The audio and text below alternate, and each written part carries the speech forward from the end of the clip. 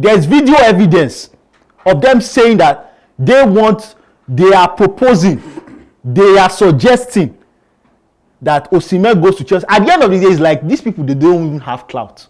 They don't have say so. All their shakara, they don't. Are you afraid? God name now. No, it's the same thing. You are talking as if you are embedded in the affairs of Chelsea, but at the end of the day, you are not. You are literally a standby. The transfer window was filled with lots of twists and turns, especially for Victor Osimhen, whose proposed move to Chelsea ultimately broke down. But who's to blame for this? Well, I am Anishilewo, Jimmy Anishilewo. This is Crossfire, brought to you by Life's Comment, and I'm here with Tunde and Tosin to dissect this. So, Tunde, let's start with you today. Who do you think was to blame for Victor Osimhen's move to Chelsea breaking down? I mean, not just the move to Chelsea, the entire transfer window. I know lots of people have blamed Osimhen, lots of people have blamed Chelsea, lots of people have blamed the agents. I personally think, first of all, the entire scenario is down to just an unfortunate circumstance. First reason to blame is bad luck, because if Osimhen chose to move in the summer of 2023, just after leading Napoli to that league title, that was the summer that the market for strikers was open. Everybody needed a striker. Teams were desperate for a striker. PSG paid 200 million for 2 average strikers. Bayern Munich paid the most amount they've paid for a player to sign Harry Kane for 100 million as well. Like, strikers were in demand. So it would not have been an issue. You would have definitely, been able to get a move without any issue. But he decided to renew his contract in good faith with the club that gave him a chance when people were not lining up for him, and which I think that was not a bad thing. I know lots of people have been blaming him, but I don't think that's a bad thing to do, to ensure that, because if he had not renewed his contract, he'd have only had 1 year left. So he renewed his contract for an extra year, and obviously for way more money. So in that way, it protects Napoli's interest, meaning they get a good transfer fee and also guarantees himself a good contract. So the summer of 2024, which is now when he now decided to leave, I don't think that the lack of interest has just, like I said, it's a bad situation to be. It's bad luck, because right now nobody really needed a striker, at least not bad enough to pay 100 million. You look at the people that tried to sign him. Chelsea that tried to sign him. The Chelsea hierarchy, even though everybody that has eyes can see that Chelsea needs a striker, the Chelsea hierarchy don't believe that they need a striker that badly.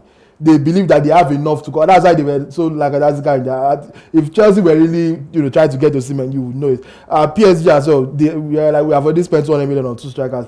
We want you. We don't need you. Like that's so. Bayern Munich have a striker. Leonardo is at Manchester City.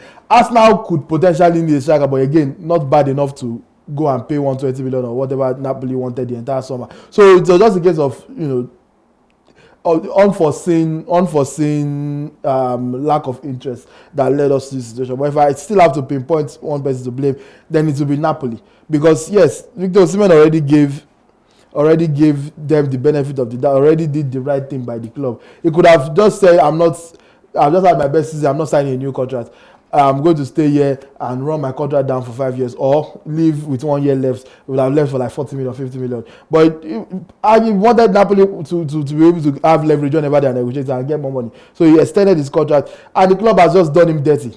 On the transfer deadline, they turned down, they first accepted 80 million from Al-Ahly, the 80 million bid, and with the negotiations going on, and reportedly they turned it down mid negotiation with Osimhen and asked for 5 more million, and Al-Ahly just pulled out, and because the stress was not worth it, and they went to Ivan Toney for 40 million instead. So like the same thing with the PSG interest. They frustrated PSG's demands. PSG already agreed terms with Osimhen from the start of the transfer window, but they could not agree with Napoli because Napoli frustrated them and could not get the deal done. So in my opinion, I think that Napoli have dealt with the player in bad faith. That's certainly how it looks to me from the outside looking in. That Napoli, I don't know if it is personal, especially with the fact that they proceeded to leave him off their squad list, take away his squad number after the transfer window already shut, basically guaranteeing that he would either have to go to Turkey or stay without playing football till January. I think that the club has really, that's no way to treat a player that is arguably one of the most important players in Napoli history, top scorer in the first title winning season in 33 years. That's definitely no way to treat someone like that, and I think that Napoli is mostly to blame in this situation. All right, thank you for that. Tosi, over to you. Do you agree with today that Napoli are to blame, or do you have a separate scapegoat? I do have to agree with some of the points Tunde made. The fact that the market for strikers was actually much better last summer than this summer. And as for the case of Napoli, there's a lot of blame to go around. Napoli has blame. Osimhen has blame. His agents have blame. But in my own opinion, I actually have to talk about Chelsea. I have to talk about Chelsea. And this is such a pathetic club. When I said that, like, when Chelsea are in misery, it makes me happy. I'm not joking. Because this is such a pathetic club. Their approach towards this whole situation just shows me the unseriousness and the instability at the club. And let me say, like I said, Napoli have their issue. You already highlighted it. But let's talk about Chelsea. And when I say Chelsea, I mean everybody in Chelsea. I'm not the sporting directors, even the players, and even the legends. Let's start with how this whole Osimhen to Chelsea actually started. Let's go to the genesis of this situation. Osimhen to Chelsea. It started whereby some certain people, they call themselves legends of the club. They started on podcasts talking about Osimhen, recruiting Osimhen to Chelsea. We've not forgotten. There's video evidence of them saying that they are proposing, they are suggesting that Osimhen goes to Chelsea. At the end of the day, it's like these people, they don't even have clout. They don't have say-so. All their shakara, they don't. Are you afraid? God name now. No, it's the same thing. You are talking as if you are embedded in the affairs of Chelsea, but at the end of the day, you are not. You are literally a standby. You are nothing in the hierarchy. And if you do not matter in the hierarchy, why are you making that kind of statement? Why are you making those kind of promises, false promises? And that is how it started. So Osimhen to Chelsea, the rumor started with that way. Chelsea legends going on platforms saying that they want Osimhen. Now let's look at it from a contractual. Nobody knows the final details. I'm not involved in the negotiation. Nobody knows the technical negotiations, but the major thing everybody is able to pick out from this negotiation is that Chelsea have issues with money in terms of wage structure, in terms of buying players and FFP restrictions. But the truth is, he never was a priority, and the transfer market already now shows, now that the transfer market is over, he already shows that he was not a priority, because if Chelsea can fork out 60 million for Pedro Neto, who has scored, I think, 3 or 4 goals in 3 seasons. 3 or 4 goals in 3 seasons. And you are telling me that you do not have the ability to match the amount that Al Ahly, because that was the initial problem. When Al Ahly came into, they decided that, you know what, we need to make the Lukaku and the Osimhen transfer separate. You understand? Because Napoli were like, should we add, or what's the how are we going to do this? Are we going to add, or are you going to add so that we'll get the rough estimation?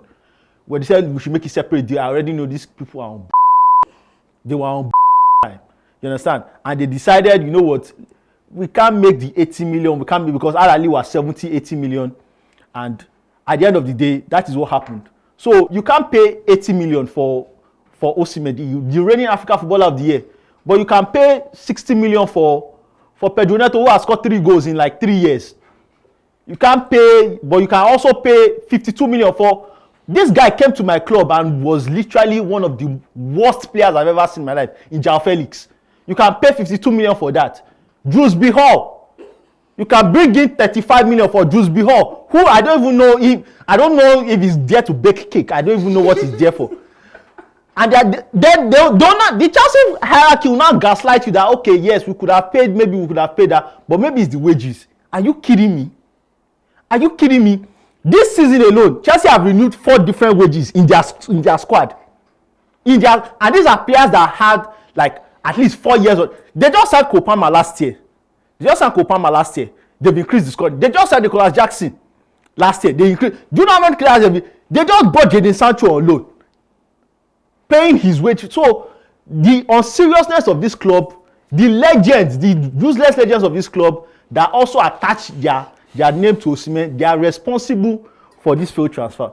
So back to you today. Now they say that in every cloud there's a silver lining, and at the end of the day, Osimhen was able to secure a move to Galatasaray. But do you think that his next big move, because you know that this is just a stopgap, his next big move, is it dependent on his performance in Galatasaray? Reality is, no, ideally it shouldn't. It should not. But reality is that it actually does. Because there's, and I hate to play the racism card or the nationality card, but the standards are very clearly different for Victor Osimhen, and I think his nationality has a lot to play with. I'm not saying that, like, again, I've given the reasons why I could not get his big move. It was just a bunch of unfortunate circumstances. But there are some benefit of the doubt that players from other countries get that he is not being afforded. So if he goes to Turkey, he's already in Turkey. If he doesn't have a great season or a great half a season in Galatasaray, people that already want to doubt you and need a reason, like this guy literally scored 30 plus goals in a league winning season and people were still doubting him. So like people that already want to doubt you will now grab onto that and say, we told you it's not good, it's just a one season wonder. So like he absolutely has to smash it in Turkey, and he will. I mean, Mario Icardi and Michy Batshuayi they are killing it. That's why they won the league last season 102 points. That's ridiculous. So like they are a very good team, and they did that with Icardi. Now they've signed Batshuayi. Now they've added Osimhen to that. So Osimhen is definitely going to be a starter in that team. None of those two guys can stop it. By injury, Osimhen is elite. Is, in my opinion, easily the fourth best striker in the world. Right? If we're talking just centre forwards, of course, not counting Mbappe. You look at, say, Erling Haaland, Harry Kane, Lautaro Martinez. Victor Osimhen is next. If you can call another centre forward right now in today's football that is not those three, that's better than Osimhen, drop it in the comments. Let us talk it out. But like, so he has to remind everybody again. He doesn't have the luxury of failure. People from other nationalities, and again I keep saying nationality, not race, because I don't want to make this a white or a black thing, because I've seen black players get benefit of that, but it doesn't happen often for Nigerian players. So he cannot afford another bad season. Last season was actually not even a bad season. People call him a one season wonder. When he scored 15 goals last season, when being injured for most of the season, he was the 5th highest scorer in Serie A, and he was injured for a lot of the season. Like, so he's definitely one of the very best strikers in the world. And I think that if he goes to Galatasaray and doesn't perform up to expectation, that hurts his reputation. And clubs will now come in again. They will still want him. They will just be negotiating from the point of view, this one will know if he score for Turkey. So like when people already want to doubt you, don't give them further reason. So I think that it's in his best interest to go there and absolutely smash it, and I think that he will. All right. So Tosin, same question. What do you think about it?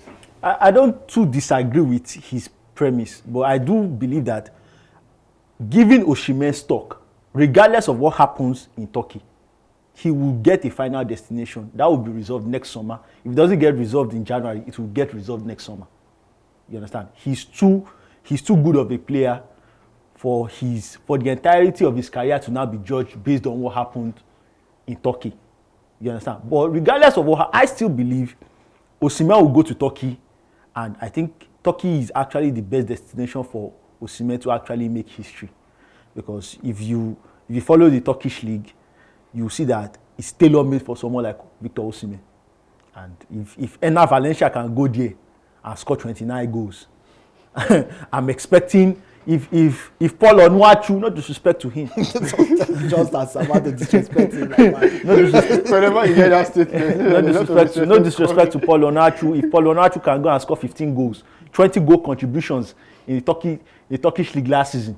Ibrahim Olaiwola from Enugu Rangers here went to Turkey, destroyed the league. Dele Bashiru is destroying Turkey. Osimhen will now go to Turkish league and now start having problems. It's not possible. There's nothing. The Turkish league is going to feel it. They will feel it in Turkey. I'm telling you. I'm telling you, we are looking. Just go and book. Go on live score beggar and book Osimhen to score every game. Every game. Just go and book it. Easy.